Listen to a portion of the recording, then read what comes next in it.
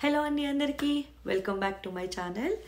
So ఇప్పుడు episode review ఎట్లా అంటే మండే మొత్తం ఈ నామినేషన్స్దే కదండి. ఈసారి నాకేమనిపించిందంటే నామినేషన్స్ మొత్తం చూసాక రివ్యూ ఇవ్వడం కూడా అనవసరం అనిపించింది. ఎందుకంటే వాళ్ళు చెప్పుకునే పాయింట్స్ బిగ్ బాస్కి కూడా అక్కర్లేదు అనుకున్నారో ఏమో తెలియదు, కానీ అతను ఇచ్చిన టైంలోనే వీళ్ళు డిఫెండ్ చేసుకోవాలంట. అందులో పాయింట్ చెప్పడానికే సగం టైం అయిపోద్ది కదా, ఇక డిఫెండ్ చేసుకోవడానికి ఎక్కడ ఉంటుంది. అందరు నామినేషన్ కంట నాకు భరణి గారు ఇచ్చిన నామినేషన్ పాయింట్ దివ్యని ఊరికినే తనుజ ఊరికినే దివ్య అని అంటుంది కాబట్టి బయటపడాలని చేశారో మరి ఏమో తెలియదు, కానీ ఒక తినకి తను సపోర్ట్ తీసుకోవట్లేదని చెప్పి దివ్య ప్రూవ్ చేసుకోవాలంట, అందుకు నామినేషన్ అంట. బట్ దివ్య గారు నాకు బాగా నచ్చారు. ఇదో నామినేషనా, ఇదో పాయింటా, మీరు అందుకు నన్ను బయటికి పంపించేస్తారా అని చెప్పి దివ్య గారు ఆవిడ మాట్లాడిన పాయింట్ కూడా బాగుంది.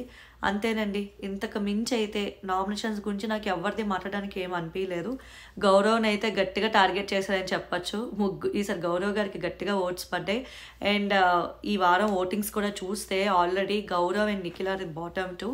అండ్ ట్యూస్డే ఎపిసోడ్కి వచ్చేస్తే బీబీ రాజ్యం టాస్క్ వీళ్ళు కొట్టుకొని ఆ ఫైర్ వల్ల ఏమో తెలియదు, కానీ ఒక మంచి కామెడీ టాస్క్లా పెట్టారు అనుకున్నాను. అనుకునే లోపు మధ్యలో టాస్క్ కూడా వచ్చాయన్నమాట. టాస్క్ అయితే చాలా బాగా వెళ్తుంది, ఎవరికి వాళ్ళు తగ్గట్లేదు. అండ్ అందరికీ మించి ఎవరు సుమన్ శెట్టి గారు, భరణి అండ్ దివ్య వీళ్ళ ఫన్ ఏదైతే ఉందో హైలైట్. ఇమాన్యువల్ కూడా అసలు ఇమాన్యువల్ ఎట్లాగూ ఆల్రౌండర్ అండి, ఆయన ఎక్కడ తక్కువ చేయాల్సిన అవసరమే లేదు. ఇలాంటి టాస్క్ ఇస్తే ఇమాన్యువల్కి అది యాడ్ ఆనే కానీ. సో ఇమాన్యువల్ గారు ఇస్తున్న ఫన్ కంటెంట్ అయితే మామూలుగా కాదు. అయితే అక్కడ బీబీ రాజులు ఇచ్చిన టాస్క్ ఏంటంటే అతనే రాజు, బీబీ అంటే బిగ్ బాస్ గారే నిర్ణయించేశారు ఎవరు రాజు ఎవరు రాణులు అని. కళ్యాణ్ రాజు, దివ్య అండ్ రీతు చౌదరి రాణులు. సో వీళ్ళు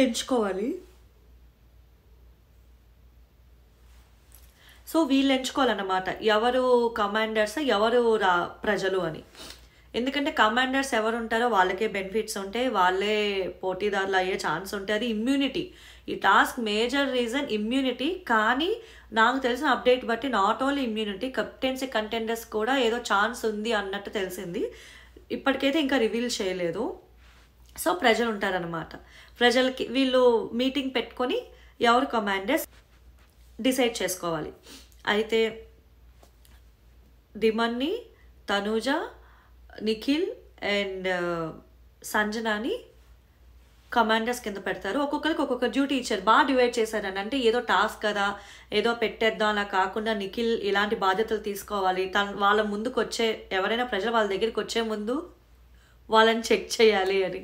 ఈ చెక్ చేయాలి అనేది ఏదైతే ఉందో అది నిఖిల్ డిమన్ పవన్ కప్ చెప్తారనమాట. ప్రతిసారి సుమన్ శెట్టిని పిలిపించినా సుమన్ శెట్టిని చెక్ చేయిస్తూ ఉంటారు, అందుకే నాకు అది గుర్తొచ్చి నవ్వొచ్చింది. అండ్ సంజన గారు.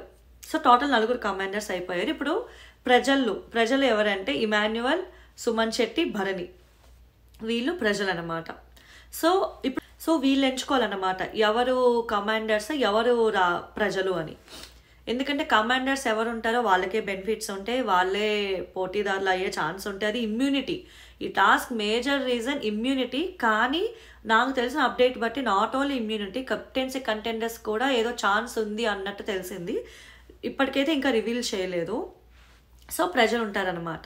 ప్రజలకి వీళ్ళు మీటింగ్ పెట్టుకొని ఎవరు కమాండర్స్ ఎవరు ప్రజలు అని. మోటో ఏంటంటే ఎవరైతే కమాండర్స్ ఉంటారో వాళ్ళు పోటీ పడి లాస్ట్లో ఎవరైతే ఓడిపోయి ఉంటారో ఒక్కలే ఓడిపోతారు. కాబట్టి ఆ ఓడిపోయిన ఒక్కరు ప్రజలతో పోటీ పడి వాళ్ళిద్దరిలో ఒకరు కమాండర్స్కి స్వాప్ అవుతారు. అయితే టాస్క్కి సంచాలక్ రీతు చౌదరి గారు. అసలు నాకు రీతు చౌదరి గారు అయితే ఈసారి అసలు సంచాలక్ కింద 100% ఫెయిల్ అని. సో తనుజ అంటూ ఉంటుంది, తనుజ లేదు తనే వెళ్ళిపోయాడు అని. తనుజ గారు దమాయించడం అయితే చెప్పాల్సిన అవసరమే లేదు, ఆవిడ ఆలోచించరు. ఇక్కడ నిఖిల్ కూడా 2 times అనుకోకుండా లైన్ బయటకి ఎట్లా అంటే ఒంగుని తీయడం ఏదో జరుగుద్ది. అంటే ఒంగుని ఒకసారి బాల్ తీయిస్తాడు అనుకుంటా, లైన్ బయటకు వెళ్ళి హాఫ్ వెళ్ళాను కదా అని చెప్పి నిఖిల్ ఇట్లా మాట్లాడుతూ ఉంటారు. అయితే తనకి 2 times ఛాన్స్ ఇచ్చా, నీకు 2 times ఛాన్స్ ఇచ్చా, సో అయిపోయింది 4 గేమ్ ఆడాల్సిందే అని అంటారు. సో ఫస్ట్ రౌండ్ అయ్యేసరికి ఒకరిని సేఫ్ చేయాలి, బాల్స్ కౌంట్ చేసి. సేఫ్ చేయాల్సిన ప్రాసెస్లో తనుజ దగ్గర 3 balls ఉంటాయి, నిఖిల్ దగ్గర 2 balls ఉంటాయి. అయితే నిఖిల్ని పోనీ అక్కడైనా కరెక్ట్గా చేశానంటే నిఖిల్ని సేవ్ చేయదు ఆవిడ, తనుజాని సేవ్ చేస్తుంది. ఇంకా ఆవిడని సేవ్ చేస్తే ఇంకా తనకు హెడ్ఏక్ ఉండదు, ఇంకా గొడవ ఆడిన వాళ్ళు ఉండరు అనుకుందో ఏమో తెలియదు. అది కూడా ఫెయిల్. నాకు అదేంటో ఆ లెక్కే అర్థం కాలేదండి. సంజన గారి విషయంలో ఏమో ఒకలా ఉంటున్నారు, ఇక్కడైతే ఒకలా ఉన్నట్లు అనిపించింది. సంజన ఒక్కరిది ఆవిడ ఉంది, వీళ్ళిద్దరూ ఉంటున్నప్పుడు ఆవిడ ఆలోచించి ఉండాల్సింది, అట్లీస్ట్ తనుజాని తీసుకుని రావాలి అని. అబ్బాయి అది ఆలోచించలేదు. ఇంకా ఈవిడ వచ్చి అటాక్ చేస్తుందని చెప్పి తనుజాని సేవ్ చేసేసి వీళ్ళు ముగ్గురికి గేమ్ పెట్టారు. సో వాళ్ళు ముగ్గురు బాగానే గేమ్ ఆడారు. తర్వాత నిఖిల్ సేఫ్ అయ్యాడు, డిమాండ్ పవన్ సేఫ్ అయ్యాడు. తర్వాత నిఖిల్ అండ్ సంజన మిగిలారు. అందులో నిఖిల్ సేఫ్ అయ్యి సంజన ప్రజలలో ఒకరితో టాస్క్ ఆడాల్సిన సిచ్యువేషన్ వచ్చింది. అయితే సంజనతో టాస్క్ ఆడింది సుమన్ శెట్టి గారు.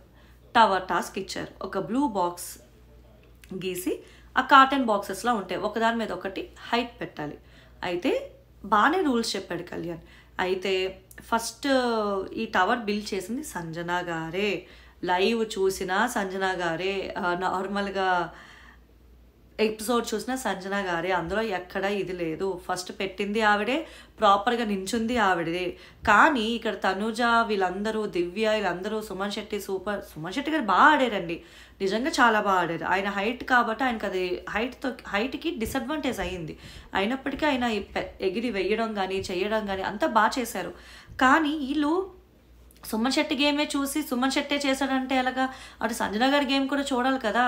నిజంగా ఈరోజు కళ్యాణ్కి క్లాప్స్ కొట్టాలండి, అదైతే నో డౌట్. ఎందుకంటే అంత తనుజ నోటుకు వచ్చినట్లు ఆవిడ అంటున్నప్పటికీ కూడా కళ్యాణ్ ఎక్కడా అలా ఇదవ్వకుండా, ట్రిప్ అవ్వకుండా, అమ్మో నన్ను అంటున్నారు నాకు ఎందుకు వచ్చిన గోల, సుమన్ శెట్టిని చేసేద్దామని ఇదవ్వకుండా, సేఫ్ ప్లే ఆడకుండా నిజాయితీగా సంజన ఈజ్ ది విన్నర్ అని చెప్పారు. ఫెయిల్ సంచాలక్ అని చెప్పి మొహమ్మద్ అనేసి ఆవిడ వెళ్ళిపోయింది. నోటికి వచ్చినట్టు తనుజ గారు ఇదవుతుంటుంటే ఎవరేం మాట్లాడరు. వీకెండ్ వస్తే నాగార్జున గారు ఏమీ అనరు. ఇంకా బిగ్ బాస్ కూడా తనుజ ఇస్తుంది కంటెంట్ అన్నట్టు ఉంటారు. ఏదైనా సరే అక్కడ పాపం కళ్యాణ్ అయితే ఊరికినే ఇచ్చేసి కనీసం ఆమెకి రిగ్రెట్ కూడా ఉండదు అనమాట. ఫెయిల్ అని అనుకుని ఉంటుంది. ఆయన చాలా ఫీల్ అవుతారు. ఆయన వేరే వాళ్ళంటే ఫీల్ అవ్వకపోవచ్చేమో కానీ తనుజ అనడం వల్ల ఫీల్ అవుతారు. సుమన్ శెట్టి వచ్చి అంటారు అక్కడితో వదిలేయండి అని. కానీ అక్కడ కళ్యాణ్ అంత ఈజీగా వదలలేడు అనమాట. ఎందుకంటే కళ్యాణ్ అండ్ తనుజ వాళ్ళు క్లోజ్ కాబట్టి అట్లా అనిపించి ఉండొచ్చు. కానీ ఏదైనప్పటికీ కూడా దివ్య గారు కూడా ఈయన ఫస్ట్ పెట్టారని చెప్పి ఎట్లా మాట్లాడతారు? ఆవిడకి బాగా ఓవర్ కాన్ఫిడెంట్ వస్తుంది అని అట్లా నాకు అనిపిస్తుంది. అసలు ఎక్కడండి ఫస్ట్ కూడా సంజన గారే పెట్టారు. అది వీళ్ళు ఎలా మిస్ అయ్యారో నాకు అసలు అర్థమే అవ్వట్లేదు. ఫస్ట్ పెట్టింది సంజన గారే, స్ట్రైట్గా పెట్టింది సంజన గారే.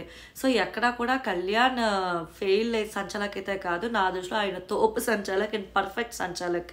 అండ్ రీతు చేసినప్పుడు అయితే తనుజ తనకు ఫేవర్గా వచ్చింది కాబట్టి ఏం మాట్లాడలేదు.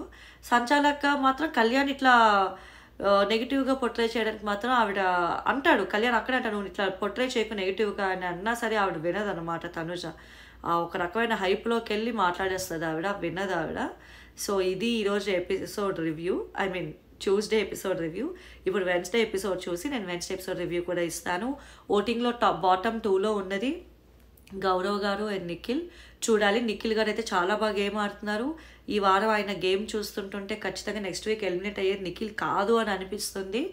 గౌరవ్ గారికి అయితే ఇప్పటికొచ్చి కనిపించే స్కోప్ అంత రాలేదు. సో ఒకవేళ వస్తే కనిపిస్తారేమో చూడాలి. ఇవి ఓటింగ్ అప్డేట్స్ అనమాట. అండ్ నిఖిల్కి దివ్యకి జరిగే టాస్క్లో నిఖిల్ విన్ అయ్యి, నిఖిల్ కింగ్ అయ్యి దివ్య క్వీన్ నుంచి డ్రాప్ అయ్యారు. సో ఇప్పుడు నాకు తెలిసి 2 kings 1 queen ఉన్నారు. నేను ఎపిసోడ్ చూడగానే, అప్డేట్స్ తెలియగానే ఎప్పటికప్పుడు నా ఛానల్లో పోస్ట్ చేస్తూ ఉంటాను, రివ్యూ ఇస్తూ ఉంటాను. నా రివ్యూ నచ్చినట్లయితే don't forget to like, share and subscribe. Thank you.